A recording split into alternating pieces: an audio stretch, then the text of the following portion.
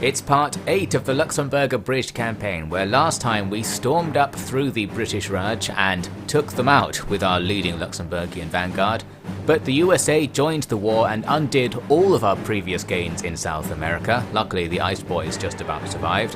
Can't say the same for our new tank divisions, which all died while helping to push back the Allies who had made a major landing in Europe, but that's going okay now.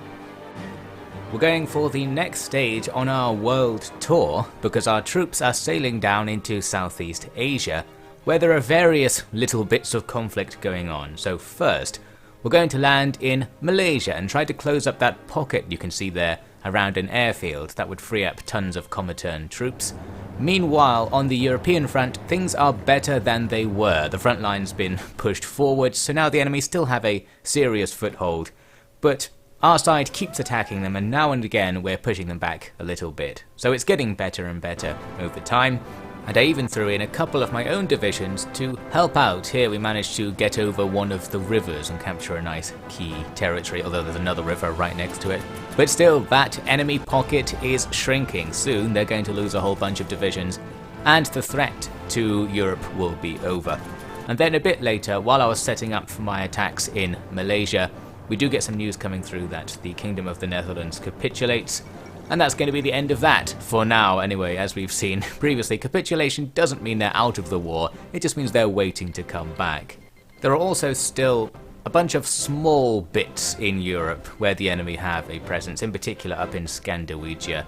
But we can deal with that, and hopefully with tons of Comitern troops being freed up on that front, they'll be able to commit them to some more serious projects. Now, in Malaysia, I actually wasn't very successful. I kept trying to attack both of these tiles, but they're both quite heavily defended. They're fortified and with tons of divisions in them, plus they're supplied because there's a port right there. So it proved to be very difficult to actually do anything here.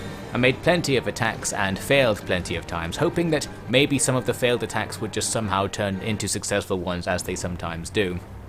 I eventually managed to take the less important of the two tiles, the one without a naval and air base on it. So that's something, but it didn't really help because now the more important tile is just even more defended by the divisions that retreated there. Eventually though, we got something similar to what we saw in South America, where there was an empty tile, so the enemy moved out a whole ton of their stuff to go occupy that adjacent empty tile, thus massively reducing their defences in the much more important tile. So we then take the opportunity to immediately storm in, now with the maximum offensive planning bonus as well.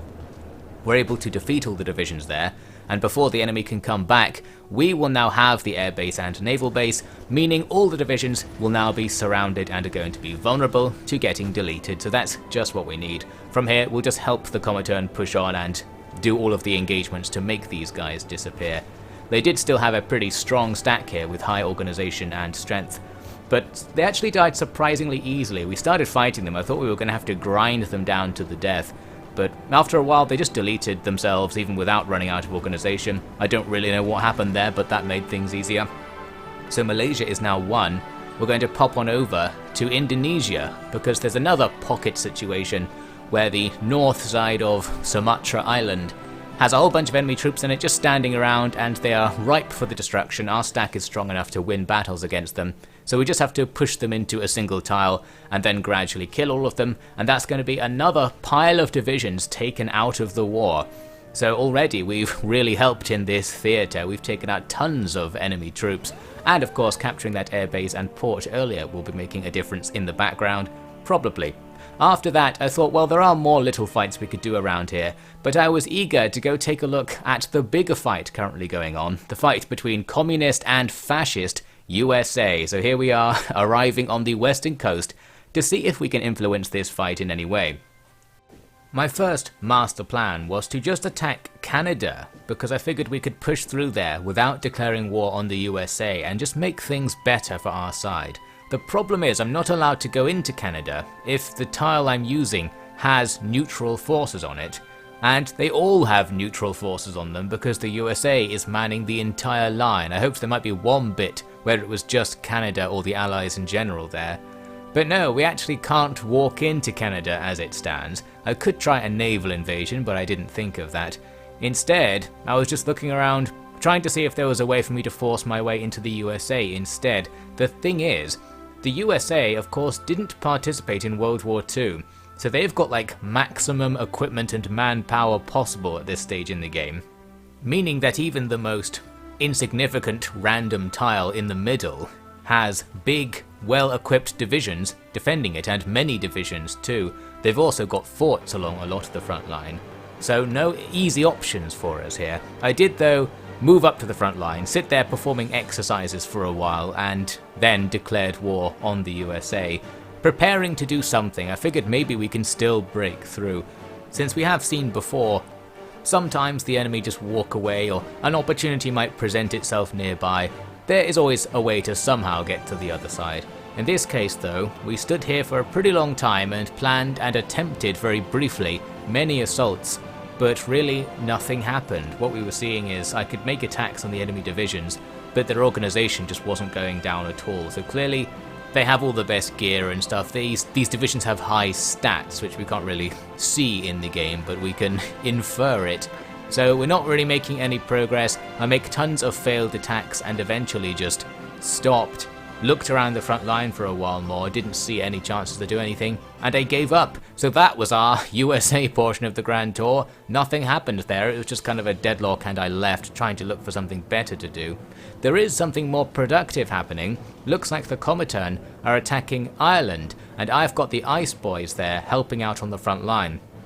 I've also got my small European army with 2 infantry and 1 tank divisions going over to help out, and that little block of 3 divisions is going to be able to punch through front lines here because the front line is defended with just like 1 or 2 divisions on each tile, not fortified, much more like it. We're out of supplies already as the attack begins, but I'm still pretty confident I can force something to happen here. So we just drive on forwards. The Ice Boys will support the front line by following up behind us with the automatic movement of the front line, and I'll just micro these 3 divisions to make some gaps. And soon enough we win a whole bunch of fights, push the enemy back, and we are going to secure a breakthrough. I'm moving towards their capital just to my northwest. Once we grab that, we have free access to the back of the front line because the tiles around that place aren't defended at all.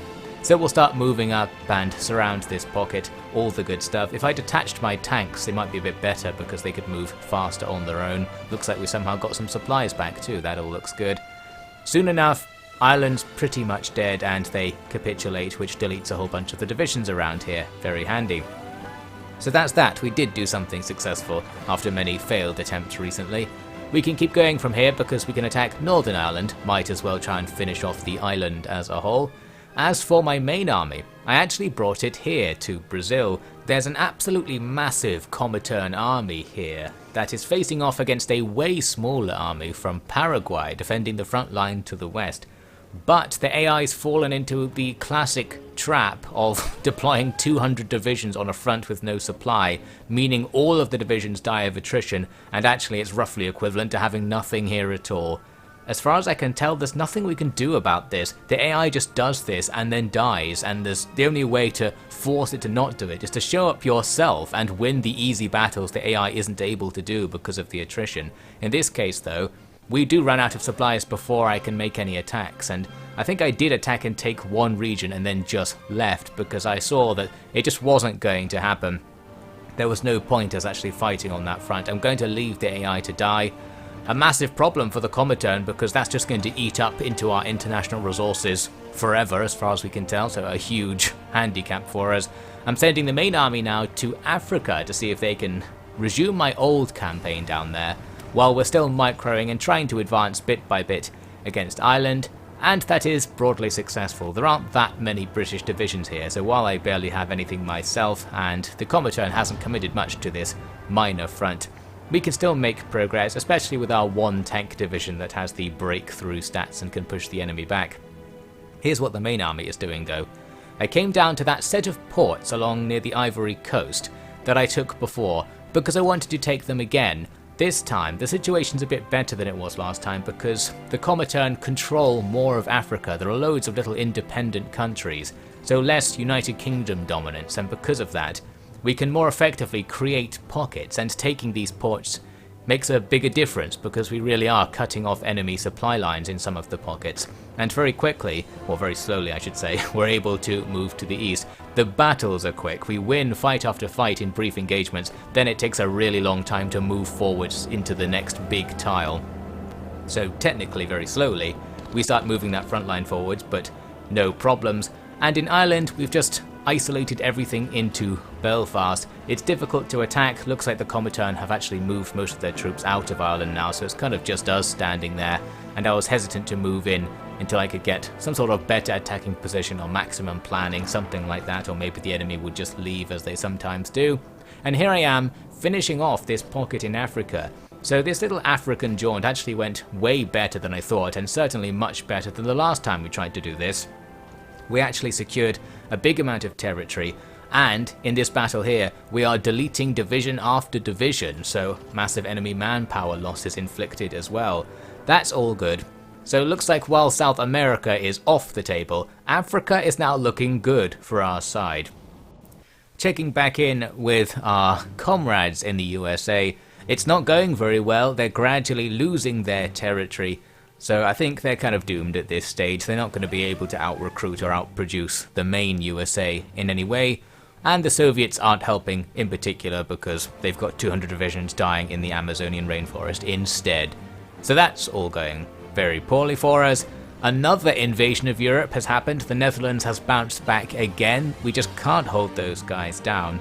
In response to this, I'm now moving back my main army, since we don't have much to do in Africa at this stage anyway. I thought I'll go back just in case something goes wrong. Almost accidentally told my guys to walk back, that could have taken a while. Instead, we'll take the ships. By the time we do get back though, the situation is kind of contained. So I didn't participate because there was one other thing I wanted to do with my main army, and that is put them into field exercises, because they're actually under-leveled due to having constant replacements and such. They need to level back up to be regular standard. Then in Ireland, a quick check reveals that actually Belfast happens to be not very defended at the particular moment in time, so we rush on in, and that's that little bit of war finished off. I checked in again with Communist USA, and now it's pretty much over. The last bits are being taken out. So this means the grand distraction is over, and the USA will probably redeploy to South America to attack that massive Brazil pocket. I imagine that could be dangerous. Now in the background of all this, we've been doing an invisible war in the air. My air force has been on world tour. Previously they helped us win in the Middle East. Right now they're fighting throughout Southeast Asia. In particular, there was this pocket of enemy troops that was holding up a massive Soviet army at Manila. So we can now gain air superiority over the Philippines using our air force, which will allow us to nuke this tile that has like 20 plus enemy divisions on it defending that city. And now that should be scaled down a little bit to like 10 divisions worth of troops. So I hoped this would help the Soviets in some way. I'm pretty sure there is no negative consequence to nuking people. So I guess we should just do this more often. I've got quite a few nukes in storage at this stage, so any big blocks of enemies should be on the chopping block. I did actually send my smaller army to go and help here, because I thought the Soviets wouldn't be able to finish the enemy off, or they wouldn't have the initiative to actually just give the orders and do it. But we did see a series of battles going off. Looks like mostly winning battles. The enemy are being pushed back. So before my troops arrived here, we did end up winning this little bit of the war, and again, it was all Luxembourg's involvement that made it happen, so more glory for us. Now, back at home, I've been building loads of missile bases in our occupied European territories, and it was finally time to see what they actually did. The missiles work in a strange way. They are given orders like planes to strategically bomb regions. So I decided to launch a whole bunch of missiles at the southern England aerial region, and we did some damage to some buildings, I guess, but in response to this, the United Kingdom deploys its air force to fight the missiles, and our missiles suddenly start dying en masse. I mean, technically they were dying before when they were striking things, but it didn't say they were dying, so I wasn't quite sure whether this meant my missiles were being all intercepted before they hit things, or whether the casualties represent them hitting things. In the end, I decided to stop firing the missiles since there's no particular strategic advantage to bombing that area right now. I'll just save the missiles for when they might be useful for something. Now here's what the main army's next step on the world tour will be. We've come to Eastern Africa, where there's a big pocket of UK and US troops sitting around, and I wanted to attack them. Unfortunately, my attacks didn't go all that well. I made a bit of progress, but then we had this mountainous area that was quite heavily defended. I wanted to go down the coast if I could, to go towards the enemy ports, but I couldn't. I eventually moved west instead and captured a bunch of less important areas. So broadly, we're going to try and kick enemy forces out of Africa so that tons of allied forces, or Comitern forces I should say, will be freed up, and this will just help our side in general. Meanwhile, my smaller army is actually heading to Australia, where there's currently a war between Japan and the Free Australian State going on. The Free Australian State is in the Allies, so we can go over and help out with that with our little army. I think I also sent the Air Force to help there as well. Not that we can really see that happening, it might be doing something. There's one more project going on though. There's been another Soviet invasion of the United Kingdom, so I'm having the Ice Boys assigned to this front line, meaning they'll just follow along with the invasion at the very least. There's something strange though about this one. You might note that a lot of our front line actually isn't facing off against anything. There are no enemies here. The AI just isn't paying quite enough attention. I guess I shouldn't complain because I often don't pay attention myself, but it is an algorithm. So I'm going to blame it for this. Luckily, we can step in to save the day. We can have the Ice Boys just walk over all of these empty front lines and go and grab key locations like all the industries and airfields and such, so that the United Kingdom will be in more trouble. Who knows where their forces are? They're probably on the way back in the face of this, so we want to grab as much free territory as we can while more and more reinforcements stream in. We do start seeing some resistance, and the Ice Boys see action. We almost lose a battle there, but I think we ultimately win it somehow. I wanted to order all my troops to cluster together at that one point, but the order goes through enemy territory in some cases and triggers some unwanted battles. But broadly speaking, that project is looking good. The Comitern forces really get into the swing of things soon and start advancing across all of the different fronts, and we're going to jump in on this as well, since there are so many easy battles or no battle tiles to take, that we might as well, even though the Ice Boys aren't very good and certainly aren't suited to making offensives. In this case, we can just make the fall of the United Kingdom a bit faster, so that goes well. On the Australian front, we reach the front line in the southeastern area of Australia, and we're now leading the push towards Melbourne and those all-important ports. We're having to fight the enemy on mountains there, so it's taking a while, but we are winning. We're kind of stalemated in Africa. You can see there are other pockets of enemy troops that are surrounded by massive amounts of Comitern divisions. This AI trap thing is absolutely out of control. It's sort of weird how such a massive flaw in the AI is still in the game. Maybe it only happens in this mod or something, but it would be so easy in theory to remove such an AI issue, but there it is. So while our side actually has a massive advantage in the war, we're not really doing anything with it. We're just losing our troops constantly to attrition and not fighting the enemy on most of our fronts. But the United Kingdom was not such a case. The United Kingdom capitulates, and as a direct result, I presume, World War III Part 1 is over, because while this is a capitulation only of the Allies, not the USA part of World War III, it's still pretty good. You can see that the Soviet Union is creating a massive array of puppet states. Something good is about to happen for the Comitern right here. So the question now for us will be, are we able to grab any random free territories from the peace treaty? We are late to the party. Most of the stuff has already gone by the time we have the option to make our first choices. What I'm going to do, as you can see here, is try to take Ireland. I'm not able to take Ireland all at once because you have to make small offers or small demands in each round of the peace deals or something. Still don't really know how it works, it's not exactly obvious. But let's just cut to what I end up with. Welcome to post-World War III Earth, where the Soviet Raj is a very big and obvious feature. Curiously, they've kept the United Kingdom flag as part of their flag. I don't know what's going on here. Some sort of combined UK-Russia overlord system going on in India right now. China's looking a bit neater, no longer the weird Swiss cheese arrangement. They've just got a couple of Chinese states, and they're both communist, so that's happy enough for us. There's a bit of a face-off between communist Japan and fascist Korea. Seems like something might go down there, but we won't be paying too much attention to that. Australia has also become communist. Broadly speaking, Southeast Asia is all looking good for us. Indonesia is communist as well. New Zealand, the holdout in the corner of the map, no faction and democratic. Absolutely disgusting. Maybe we'll get them another time.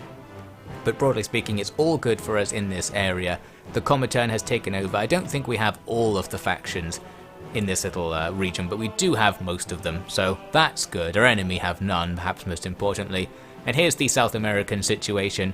The USA appears to be doing some naval landings and stuff, or the Treaty of Reciprocal Assistance, I should say, is doing it. Here's a look at World War IV. It's a balanced setup by the looks of things. You'd think that we have the advantage, given that we have quite a few major powers on our side. But the major powers we have already lost all their troops, and the troops we do have are currently sitting in malaria-infested holes doing absolutely nothing. And apparently that's actually the strategy, it's no accident. So, it's not looking good. Unfortunately, South America is going to be a bit of a disaster. The moment any enemies actually attack, all of these divisions will just collapse and get surrounded. A bit of a problem for our initial World War IV setup. We do also have a few pointless prizes up here in the north. We've got Communist Canada, and in amongst their territories are bits of our territories as well. There's Communist Quebec as well, a nice split off there. But yeah, we have this random bit of territory. This was just me picking up the scraps left over from the peace treaty. So that's something that we have. We've got enough garrison troops to hold on to it, but that doesn't really matter because obviously it's completely surrounded by actual hostile enemy divisions who will just occupy it the second I unpause the game. So enjoy it while it lasts. Here's your only chance to see our pointless North American territories, including Vancouver Island. Very handy, it's got an airbase on it, but that will be an enemy airbase soon enough. Africa is looking good for us. We've now got a massive network of Soviet and / communist powers that will all be in the Comitern. Here's a look at the faction view. The Comitern dominating the old world, whereas our new enemies, the Treaty of Reciprocal Assistance, will be dominating the new world. There are all these unaligned Asian factions, lots of authoritarian places that we might want to take down, but I'm not really in a position to get them involved in the war in any way.